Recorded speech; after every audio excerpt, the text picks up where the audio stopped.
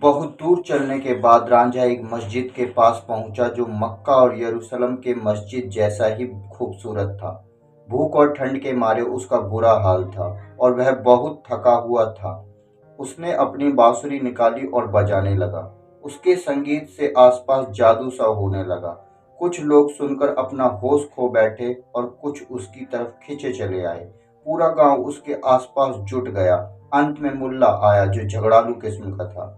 राजा को देखते ही वह कहने लगा, लंबो वालों वाला, यह काफिर कौन है? यहाँ ठगों के रहने के लिए जगह नहीं है। अपने बाल पहले कटवाओ ताकि तुम खुदाई जगह पर रहने के काबिल हो सको।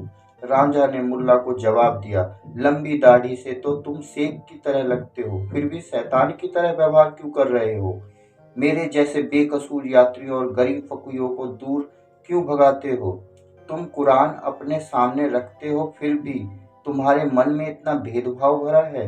तुम गांव की महिलाओं को गलत राह दिखाते हो। तुम तो गायों के बीच में सांड जैसे हो।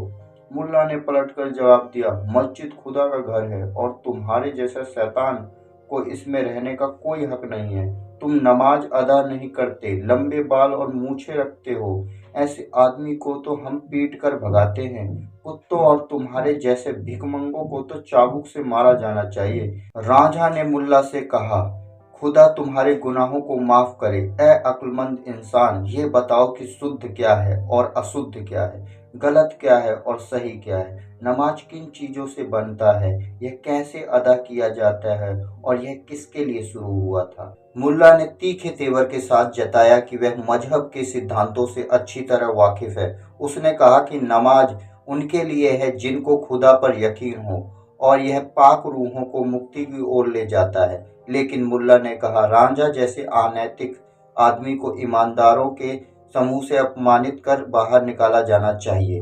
मुल्ला की नैतिकता पर भाषण और चालाकी भरी ये बातें सुनते ही रांझा जोर जोर से हंसने लगा। उसको हंसते देख आसपास खड़े लोग चकित रह गए और हो सकता है कि उनमें से कुछ खुश भी हुए हों। गुस्से से मुल्ला लाल हो गया। उसने रांझा से कहा, खुदा को याद करो, मैं आज की रात तुमको मस्जिद में गुजारने की छूट देता हूँ, लेकिन ए मूर्ख जाट, तुम सवेरे अपना सर ढककर यहाँ से निकलोगे या मैं 4 आदमियों को बुलाकर धक्के मारकर तुमको बाहर करूंगा। रांझा उस रात को मस्जिद में सोया और सुबह की पहली किरण के साथ ही आगे यात्रा करने के लिए निकल पड़ा। उस समय चिड़िया चहचहा रही थी। किसान अपने बैलों को लेकर खेतों की तरफ निकल रहे थे और लड़कियां दूध के बर्तन धोने की तैयारी में लगी थी। घर की महिलाएं अनाज कूटने में लग गई थीं और उनकी आवाज सुनाई दे रही थी। दिन में तीसरे पहर जब सूरज पश्चिम दिशा में ढलने के लिए चल पड़ा, उस समय रांझा चेनाब नदी के किनारे खड़ा था। वहां कई और यात्री जमा थे जो नदी पार करवाने वाले माझी लुड्डन का इंतजार कर रहे थे। रांझा ने माझी से कहा, ए दोस्त, खुदा के लिए मुझे नदी पार करा दो।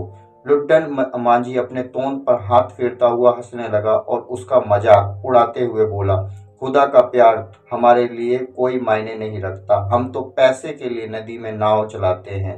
रांझा उससे गुजारिश करते हुए बोला, मैं एक जरूरी यात्रा पर निकला हूँ और मंजिल तक पहुँचना बहुत जरूरी है। मैं तुम्हारे नाव की पतवार चलाऊंगा, मुझे ले चलो। मांझी ने जवाब दिया, अपने खुदा से कहो कि वह तुम्हारे पैसे चुका दे। जो पैसे देता है वो बस उन्हीं को मैं उस पार ले जाता हूँ, चाहे वह चोर हो या डाकू। लेकिन भिखारियों, फकीरों और जो बैठे बैठे कुत्तों की तरह रोटियां तोड़ते हैं, उनको भगा देता हूँ। जो जबरदस्ती नाव पर चढ़ने की कोशिश करता है, उसे हम नदी में फेंक देते हैं, चाहे वह पीर का बेटा वारिस ही क्यों ना हो। बिना कुछ लिए हम नदी पार नहीं कराते। आखिरकार राजा मांझी की बातों को सुनकर परेशान हो गया और कोने में जाकर बैठ गया। उसने अपनी बांसुरी निकाली और महबूब से जुदाई के गीत का धुन बजाने लगा। उसकी आंखों के किनारे से आंसुओं के गर्म झरने गिर रहे थे और लग रहा था कि दुर्भाग्य से ने उसे घेर लिया है। बांसुरी की विरह राग सुनकर सभी मर्द और औरत नाव से उतरकर रांझे के आसपास बैठ गए। लुट्टन की 2 बीवियां रांझे के पांव को दबाकर सेवा करने लगी। मांझी लुट्टन यह सब देखकर गुस्से से लाल हो गया और बोलने लगा, है युवक, कोई जादूगर है? इसने तो मेरी बीवियों को अपने वश में कर लिया है। हमें इस जाट के जाल से बचाओ, यह हमारी औरतों को भटका कर ले जाएगा।